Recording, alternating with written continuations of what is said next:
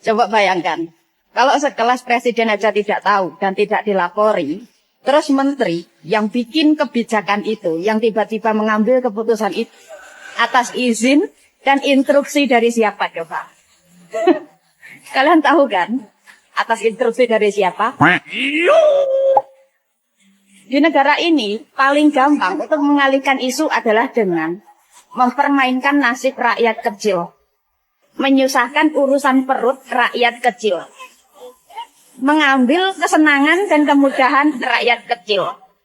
Seperti contohnya kemarin nih. Ketika ada mantan presiden yang masuk nominasi tokoh terkorup versi OCCR. Tiba-tiba pelatih timnas kita, Sinteyong, yang lagi bagus-bagusnya, tiba-tiba dipecat. Dan sekarang ketika kasus pagar laut hampir ketahuan siapa yang menginstruksikan. Sekarang tiba-tiba si Bahlil bikin peraturan penjualan gas secara ecer dilarang. Emang paling gampang di negara ini untuk mengalihkan isu adalah dengan mempermainkan urusan perut rakyat kecil. Itu senjata utama. Yap guys, kali ini masih membahas mengenai persoalan apa yang menjadi kebijakan konyol Bahlil sebagai Menteri SDM. Dan saya kira apa yang menjadi komentar Mbak tadi sangat luar biasa, dugaannya sangat logis, bisa diterima oleh akal. Kalaupun apa yang menjadi kebijakannya Bahlil tidak diketahui oleh Pak Prabowo, berarti semua ini didalangi oleh majikannya. Majikannya siapa? Ya Pak Mulyono. Dan saya sepakat dengan apa yang menjadi dugaan mbak-mbak tadi.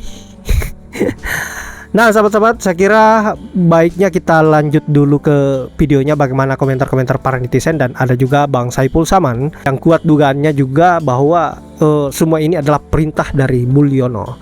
Dan seharusnya Pak Prabowo sudah bisa mengambil sebuah tindakan agar bisa tegas dan tidak lagi ragu untuk membersihkan orang-orang yang seperti Bahlil ini, yang hanya menjadi beban bagi negara dan rakyat Indonesia. Nah untuk itu langsung saja kita ke videonya. Besar kemungkinan Bahlil diperintah Jokowi untuk larang pengecer jual LPG 3 kg. Ini pandangan Saiful, tapi bukan Saiful ini. Saiful Anam. Presiden Saiful Prabowo Anam tak pernah mengeluarkan kebijakan melarang penjualan gas LPG 3 kg di tingkat pengecer. Pengecer ya, bukan pengencer. Berkenaan dengan itu terbuka kemungkinan kementerian terkait, dalam hal ini Bahlil, bergerak sendiri atau ada yang memerintahkan selain presiden untuk memperburuk citra pemerintahan Prabowo. Ngeri kan? Bisa kalau jadi. Benar terjadi. Hal ini diungkapkan oleh dosen pasca sarjana Universitas Syahid Jakarta Saiful Anam ketika berbincang dengan kantor berita politik dan ekonomi Ermo pada Selasa kemarin. Sangat terbuka ada yang memerintah untuk memperjelek citra presiden baik langsung maupun tidak langsung. Menurut dia, tak menutup kemungkinan pula Bahlil diperintah oleh elit yang selama ini disebut-sebut memiliki kedekatan khusus dengannya. Siapa dia? Ya Jokowi. Bisa jadi ada masukan dari Jokowi yang memang ada kesengajaan untuk mengacaukan keadaan. Bisa jadi Jokowi sedang cek ombak menggunakan kekuasaannya untuk mengintervensi Bahlil dengan mengeluarkan kebijakan yang tidak populis bagi Prabowo. Bisa jadi. Presiden Prabowo udah kasih peringatan keras nih. Dia bilang akan mencopot menteri yang tidak bekerja untuk kepentingan rakyat. Yang bandel, yang dablek, yang nggak nurut akan ditindak. Nah sekarang pertanyaannya, gimana dengan Menteri ESDM yang udah seenak jidat bikin peraturan tanpa pakai pikir panjang? Bagaimana dengan Menteri Bahlil yang udah bikin peraturan yang bahlul, yang udah menyebabkan 2 nyawa rakyat Indonesia melayang? Yang satu meninggal dunia gara-gara kecapean antri gas di Tangerang. Dan satu lagi meninggal dunia di Demak gara-gara ditabrak truk pas dia lagi nyari gas 3 kg. Bahkan sampai hari ini atau 3 hari setelah Presiden Prabowo membatalkan peraturan gas 3 kg-nya Menteri Bahlil yang bahlul, ternyata gas 3 kg masih tetap langka di beberapa daerah. Masyarakat masih tetap antri, pengecer masih belum dapat gas 3 kg. Tapi kenapa Bahlil masih belum dipecat juga? Dipecat loh. Jangan cuma di reshuffle, karena kalau cuma dipindahin ke kementerian lain, yang ada nanti dia malah bikin kacau hidup rakyat lewat kebijakan di kementerian lain.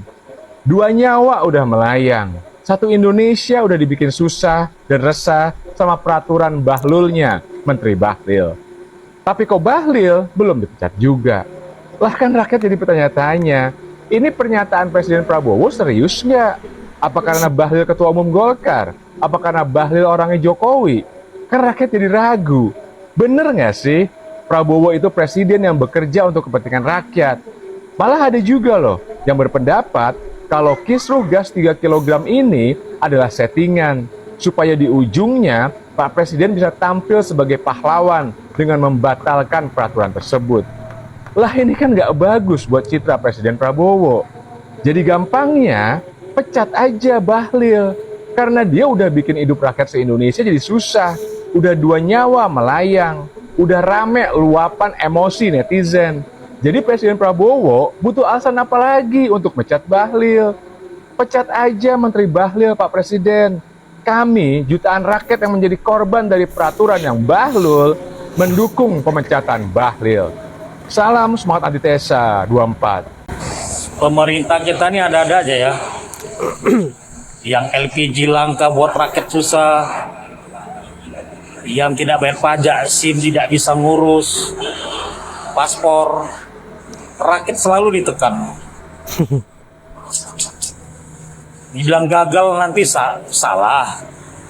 Mana lah kadang-kadang ya. Rakyat selalu dipersulit. Digagalkan semua rakyat. Mau ngurusin gara-gara tidak bayar pajak tidak boleh. Sementara LPG untuk orang rakyat kecilnya 3 kilo pun susah langka. Apa maksudnya? Ngerti juga kita. Pak Prabowo, sikat Pak Prabowo, menteri-menteri Bapak ini yang nggak becus ini Pak. Pecatin aja Pak. Kerjanya nyampain rakyat aja Pak. Salam waras. Terlepas dari cerita sebenarnya tentang nenek Yoni ini gimana, faktanya adalah kebijakan Bahlil menyebabkan kegaduhan, menyusahkan rakyat.